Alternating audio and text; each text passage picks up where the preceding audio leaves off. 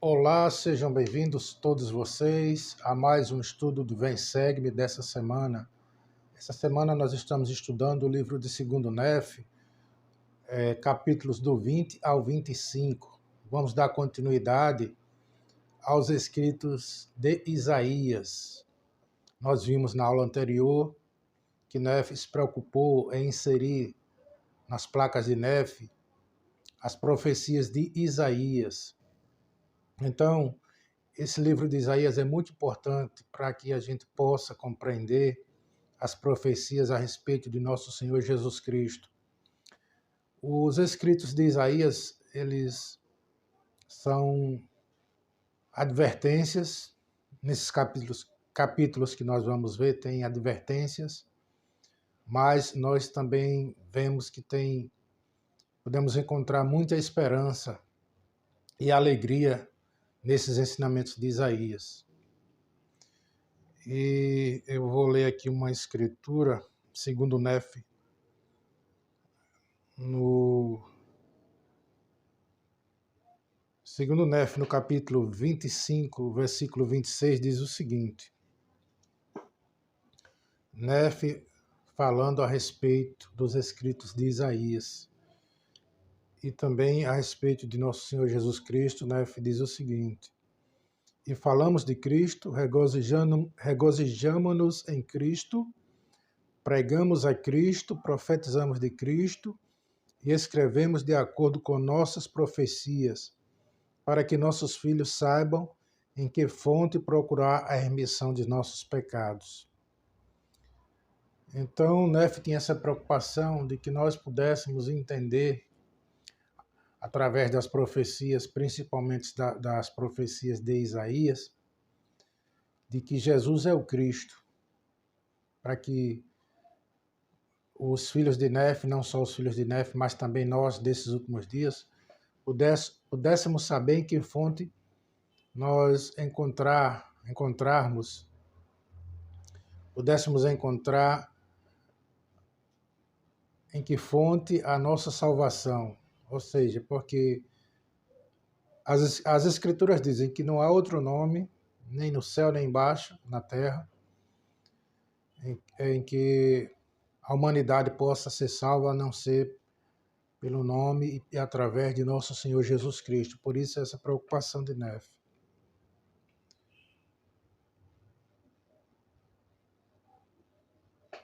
Aqui no 2º Nef 21:12,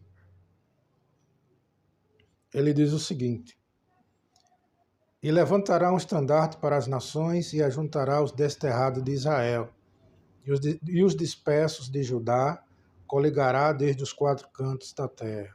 Então aqui está falando sobre a coligação de Israel, que na verdade já está acontecendo, né?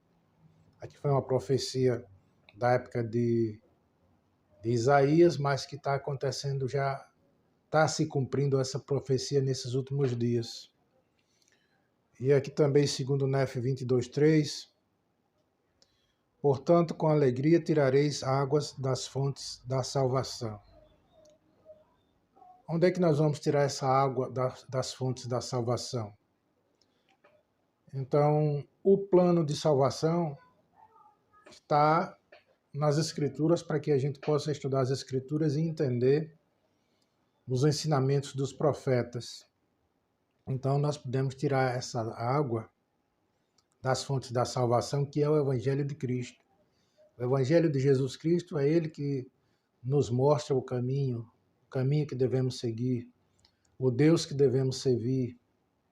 Então, à medida que nós estamos na Igreja de Cristo buscando nos aperfeiçoar, buscando aprender mais e colocando em prática em nossas vidas, então nós estamos tirando águas da fonte ou das fontes de salvação, que é o plano de salvação, o Evangelho de Jesus Cristo, a Igreja de Cristo. Então, e o próprio Cristo também é a verdadeira água viva, é o nosso Senhor Jesus Cristo. Então, nós podemos tirar água dessa fonte através dos ensinamentos dos profetas. Aqui no primeiro tópico do estudo do Vem Segue-me dessa semana, começa dizendo o seguinte, o primeiro tópico: posso encontrar paz em Jesus Cristo. Então, os filhos de Leí, eles tinham um problema com a contenda. Nós vimos que no decurso da vida dos filhos de Leí, desde quando seu pai Leí era vivo até a época que Leí faleceu e acabaram se separando, se dividindo em dois povos, nós podemos ver que a vida deles foi sempre de contendas. E foram essas contendas que levou os nefitas a se separar dos lamanitas, para que pudessem viver separados, para que pudessem viver em paz e seguir ao Evangelho de Cristo, seguir aos ensinamentos dos profetas e servir a Deus, já que os lamanitas eram contra os ensinamentos dos profetas. Os lamanitas não queriam se submeter às leis de Deus e nem queriam se submeter à liderança de Nefe. Então, por isso, o Senhor ordenou a Nefe que pegasse aqueles que quisessem segui-lo e fossem para uma parte afastada e deixasse os lamanitas vivendo em outra parte, separados. Mesmo assim, de tempos em tempos, ainda havia conflitos entre eles, porque não ficaram totalmente isolados. De tempos em tempos, acabavam se encontrando e os lamanitas tentando dominar os nefitas, e aí vinham as guerras, os derramamentos de sangue, infelizmente. Mas nós podemos encontrar a paz em Cristo, mesmo a gente vivendo em meio a um mundo tumultuoso, a um mundo cheio de coisas que acontecem, coisas ruins, desastres naturais, violência da parte dos seres humanos, pessoas intolerantes, que não aceitam as outras pessoas, querem tirar a liberdade das outras pessoas, querem dominar sobre as outras pessoas. Então, mas mesmo assim, a gente vivendo num mundo conturbado, ainda assim a gente pode ter paz em Cristo. Desde que nós sigamos os seus ensinamentos, procurando viver em retidão, a gente encontra a paz interior. Porque chegará o dia em que a terra vai receber a sua paz, quando Cristo vier para implementar o milênio de paz e Cristo reinar pessoalmente sobre a terra, vai haver paz na terra. Mas até lá a gente precisa encontrar essa paz, mesmo em meio a um mundo conturbado. Deixa eu ver se tem uma escritura aqui. Segundo Nef 21:6 diz o seguinte: também morará o lobo com o cordeiro, e o leopardo deitar-se-á com o cabrito, e o bezerro e o filho do leão e a ovelha andarão juntos, e um menino pequeno guiá-los-á. Então, essa promessa aqui de paz, essa promessa de que a terra vai alcançar essa paz em que um lobo morará com o cordeiro em paz, porque a gente sabe que o lobo ele devora os cordeiros, principalmente os filhotes. E até os cordeiros grandes, os lobos devoram. E aqui tem uma promessa de que haverá paz, de que chegará esse dia que não só os animais viverão em paz uns com os outros, mas também os seres humanos viverão em paz uns com os outros. Mas essa profecia aqui, ela se refere à segunda vinda de Jesus Cristo. Quando Cristo veio pela primeira vez, Isaías fala muito bem, profetizou bastante, tanto sobre a primeira vinda e também com relação à segunda vinda. Nos livros dos profetas, principalmente de Isaías, eles enfatizam sobre a primeira vinda de Cristo e sobre a segunda vinda de Jesus Cristo.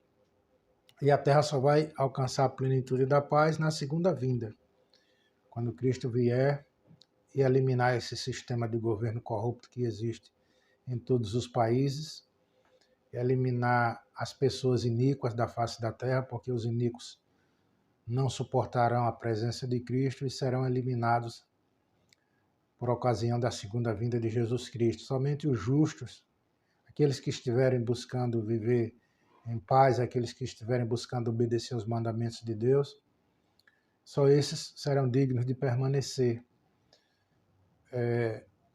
Vai ter pessoas de várias religiões, pessoas justas, que são fiéis naquilo que elas conhecem, naquela lei que eles receberam. naqueles ensinamentos que eles receberam de seus pais ou de seus líderes religiosos, essas pessoas que são justas, que procuram fazer o bem, que estão buscando a Deus, independente em qual religião elas estejam, elas vão permanecer quando Cristo voltar.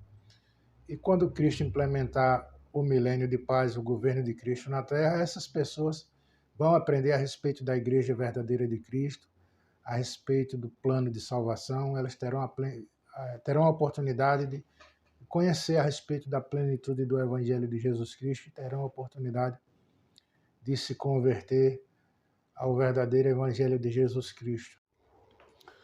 Continuando aqui o próximo tópico, o Senhor está coligando o seu povo. Então nós sabemos que a casa de Israel foi dispersa em todas as nações.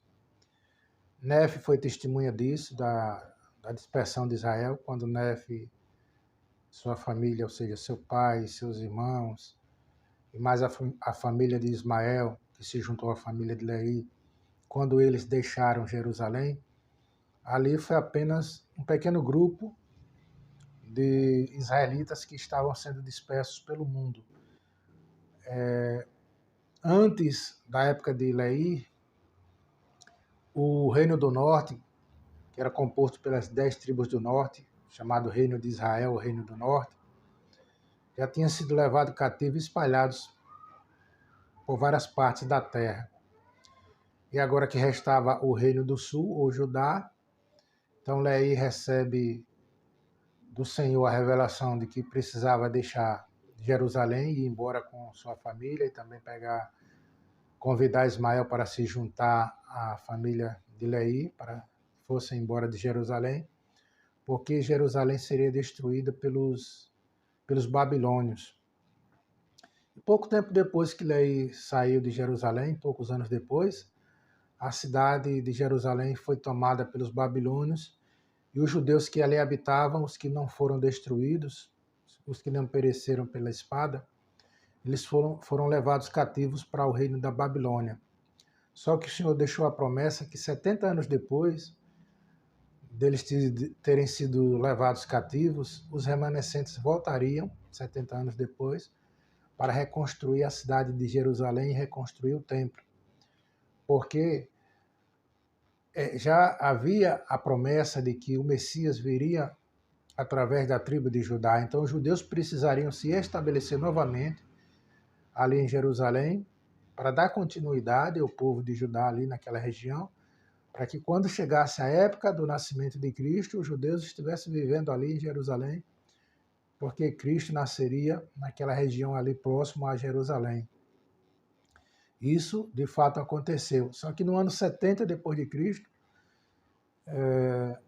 os romanos destruíram a cidade de Jerusalém, destruíram o templo, e os judeus foram dispersos, espalhados em várias partes do mundo.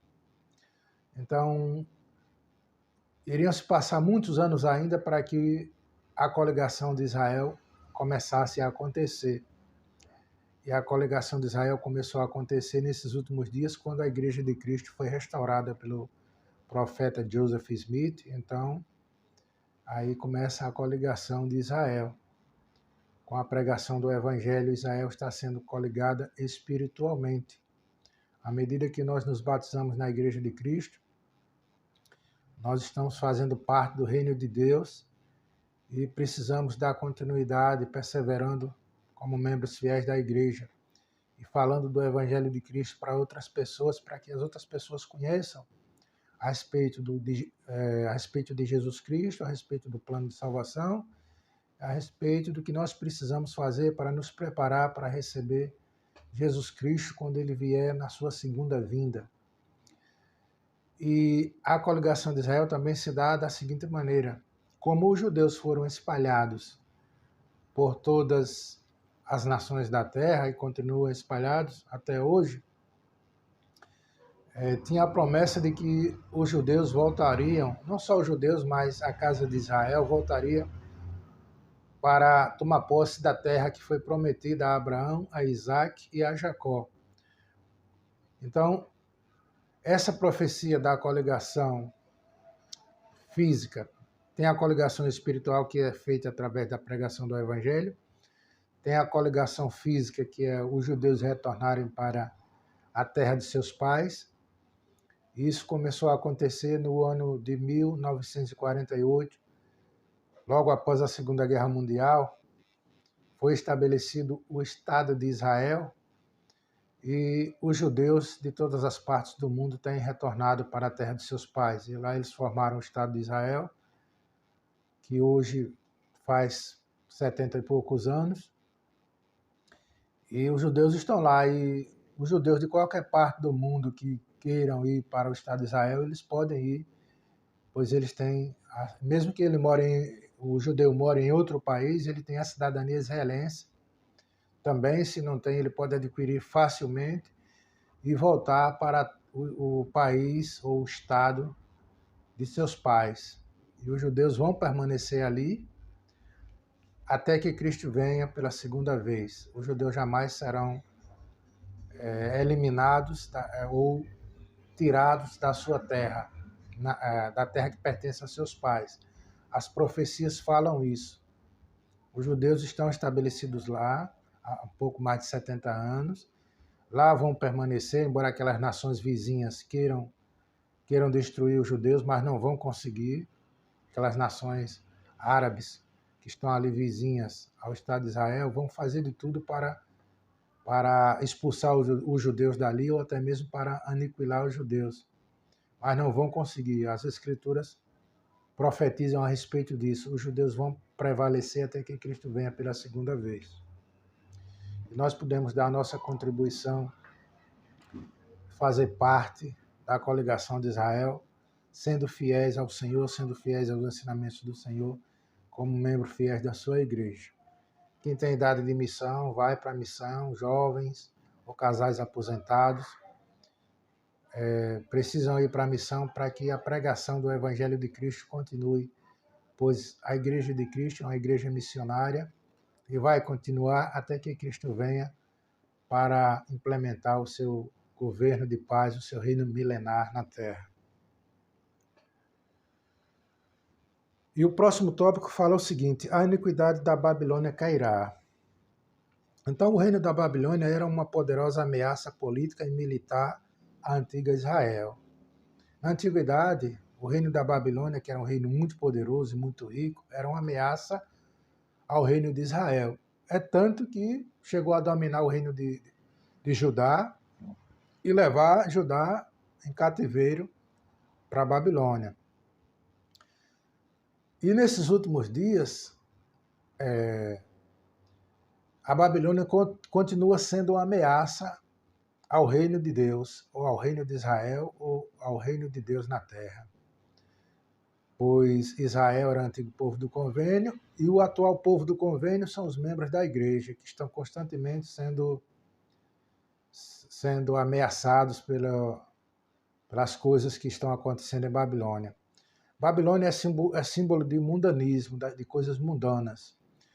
Na antiguidade, o antigo reino da Babilônia foi destruído, mas o mundo permanece aí com seus conceitos, suas filosofias, seu poderio militar, e os mais fortes querem dominar os mais fracos.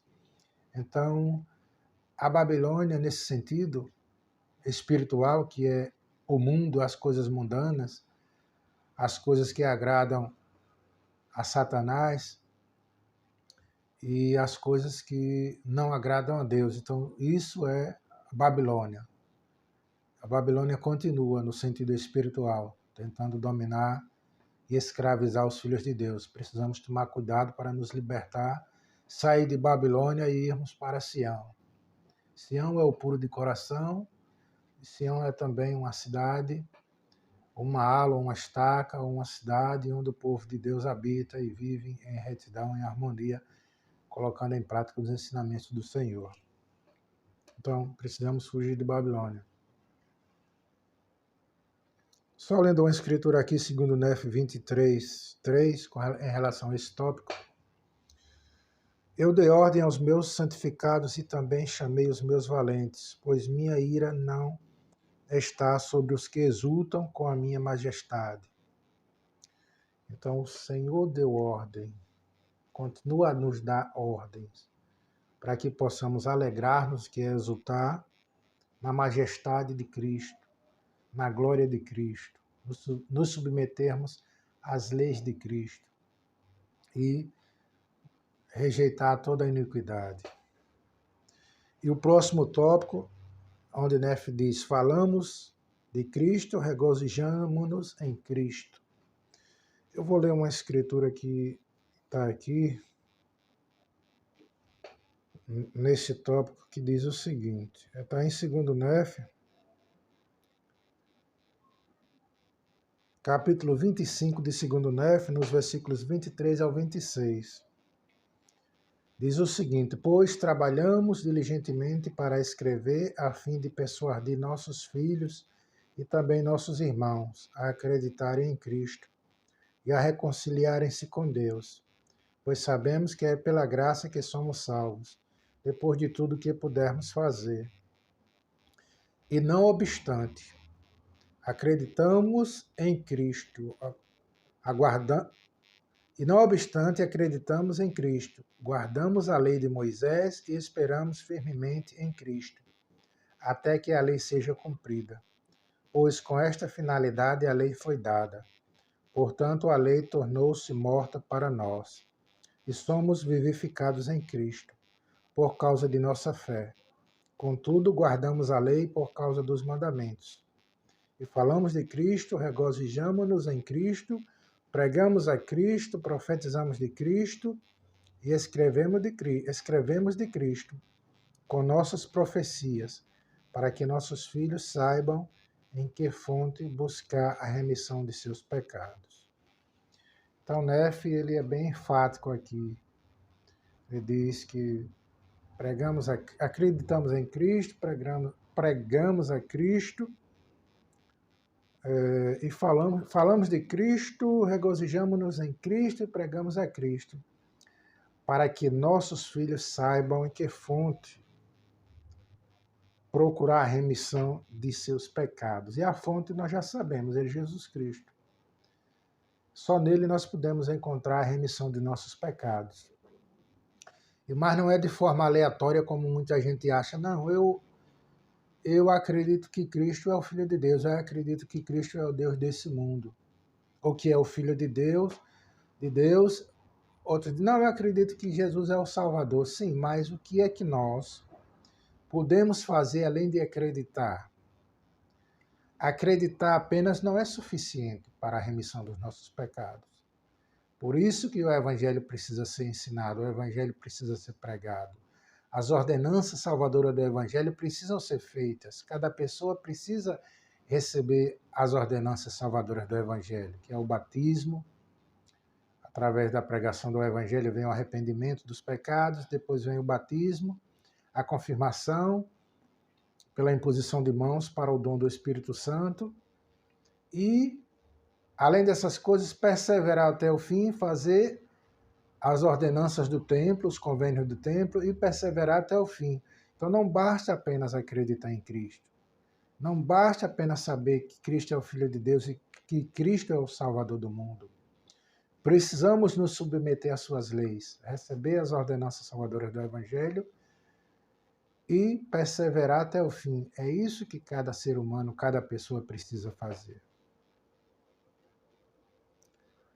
Então, nós somos um povo muito abençoado, vivemos nesses últimos dias onde está se cumprindo muitas das profecias.